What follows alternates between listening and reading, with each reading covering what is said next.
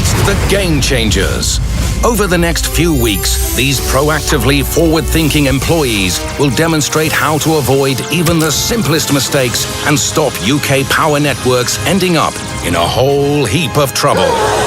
With the advent of the new GDPR legislation, every business in Europe will need to tighten up its handling of personal data. Whether it relates to employees, contractors, or customers, the consequences of non-compliance could be disastrous. So we must avoid accidental breaches, whereby data falls into the wrong hands.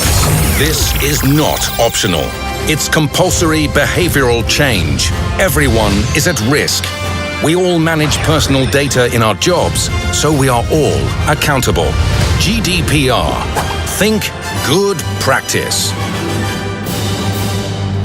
Sending personal data isn't as simple as it seems. It's Tuesday afternoon, and Katie is working on a spreadsheet of customer personal data. She's been asked to process these queries by the end of the week. Katie is new to the business and is keen to impress. If she gets focused, she can do this in no time. After processing one of the queries, she sends it in an email to her colleague Josh, but accidentally forwards the spreadsheet of personal data as well. Josh receives the email query and is about to forward this on to his colleague when... Hold on a minute. This isn't right. There's a spreadsheet attached to this email. I shouldn't be getting this, only the query. Imagine if he'd forwarded the spreadsheet to someone else, and it ended up going from one person to another, and eventually ended up in the wrong hands. 500 personal names, numbers, and addresses?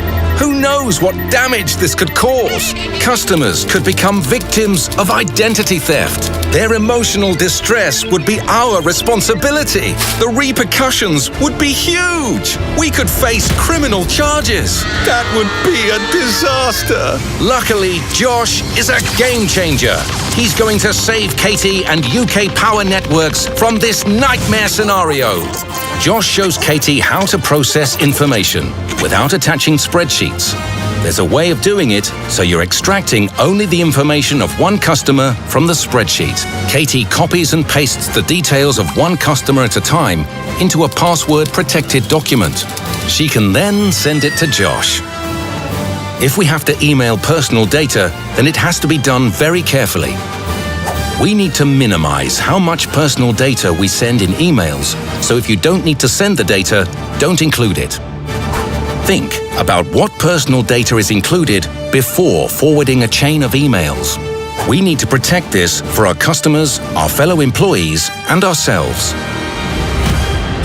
Think good practice.